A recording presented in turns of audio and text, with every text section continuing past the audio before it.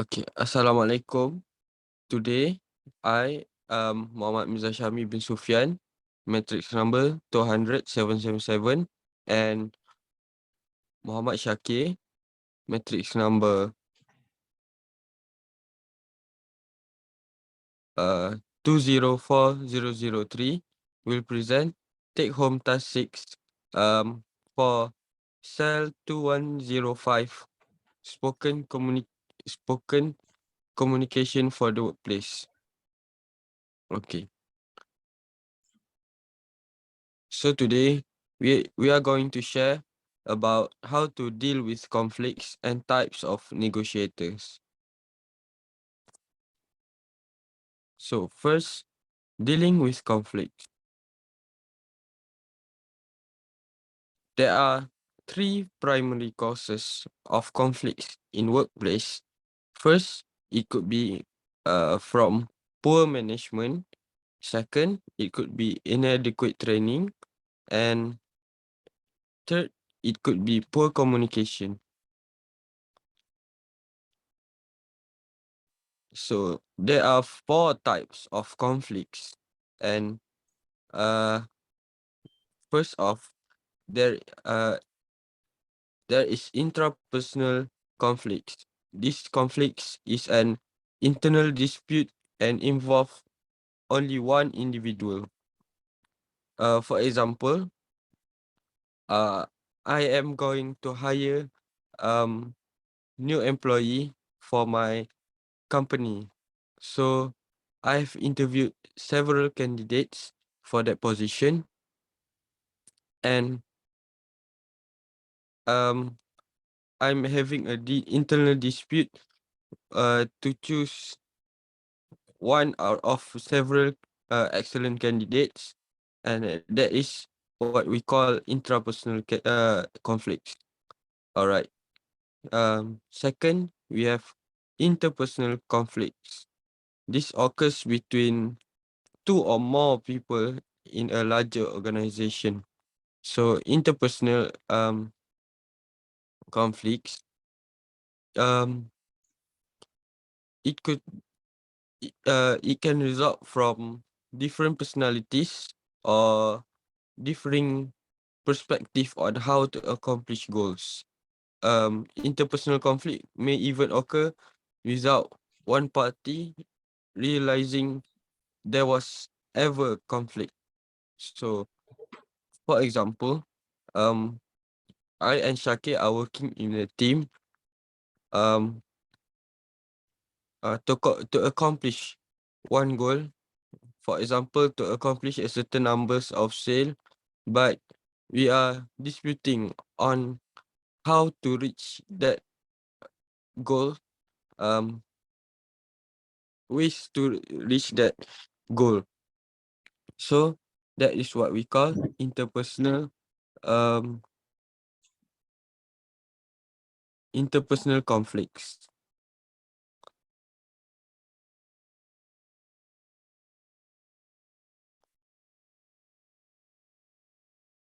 So next up, we have intra-group conflicts. This may occur between a single group members of a single group when there are multiple people with varying opinions, backgrounds, and experience working toward a common goal.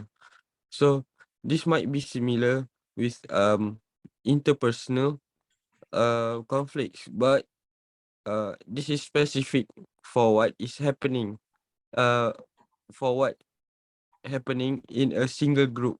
Interpersonal conflicts could happen between individuals of different groups, or both of them doesn't belong to any groups.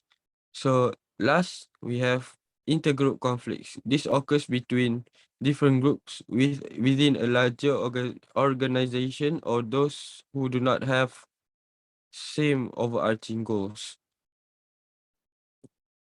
So I will give you an example of intergroup conflicts. So a marketing team at an e-commerce company is promoting an all new initiative that should increase the average order value of every order by a certain amount. So they create a timeline of and notify customers of the new launch date. However, the web developers that are in charge of creating that um, new website and functionality in that website um, are frustrated because of that unrealistic deadline. So the web developers team and the marketing team are frustrated of each other because of um that. So that is what I understand uh about intergroup conflict is. So next, I will let Shaki explain different type of negotiators. All right, thank you, Miza. Now we continue about the second part of the content. Okay, there are four types of negotiators, which is competitors, collaborators, compromisers, accommodators. Right, the first one are competitor negotiator. Competitors are assertive and in it to win. In fact, winning is the main goal and motivator for this negotiator type. These types of negotiators work best in quick on your feet scenarios where a fast decision is paramount. They are also helpful to have in a tough situation where they may need to defend themselves or protect against others who might try to take advantage. The second is collaborator negotiator. Collaborative negotiators are open and honest. They understand the concerns and interests of the other party. They enjoy negotiations, especially if it involves finding creative solutions to mutually satisfy both parties. However, they may have a tendency to turn simple situations into more complicated ones by overthinking and exploring many alternatives. The third is compromiser negotiators. These compromises go into negotiations, trying to quickly agree on a deal that is acceptable to both sides, which fosters ongoing trust between the parties. This mindset can balance amiability and with experience allows business to carry on indefinitely and unremarkably. Compromise solution can be lazy or half-baked though, and sometimes the obvious middle ground leaves both parties are worse off. And lastly, accommodator negotiator. And accommodating negotiators' main concern is preserving relationships with the other party. They like to connect on a personal level and would be put out the if the other party wasn't interested in also building relationships.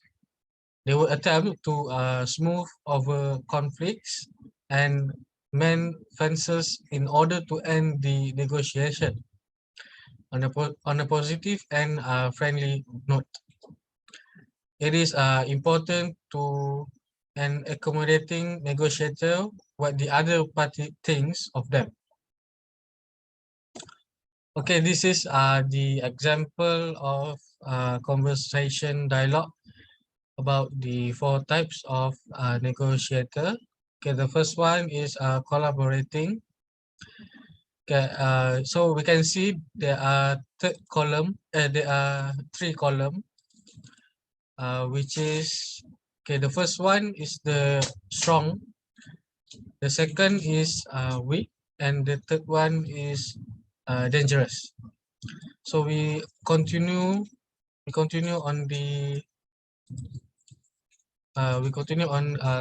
collaborating conversation. They are acceptive and cooperative. Okay, the strong one.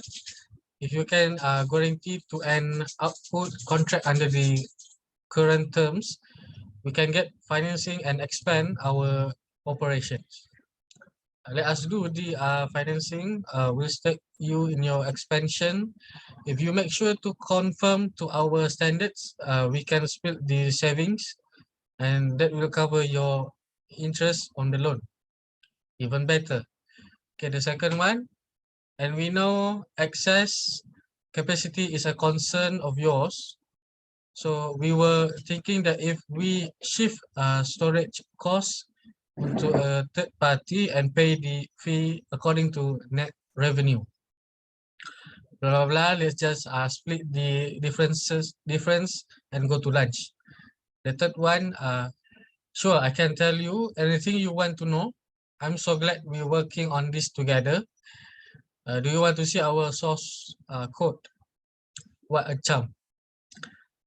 Okay, we continue on the next one, compromising between assertive and unassertive, between cooperative and uncooperative. Okay, the first column, I know everyone is busy. We'll get caught in the weeds if we revisit every detail. If we revisit every detail, are there any objections to just maintaining the status quo?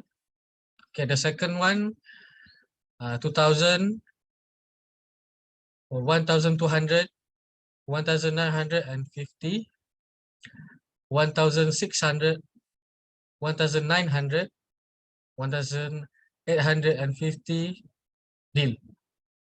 Okay, the third one. Okay, that sounds fair. I don't even think this deal is any good, but I better take it. Okay, so let's continue on the third one. Okay, Mirza, would you continue? Yes, thank you, Shakir.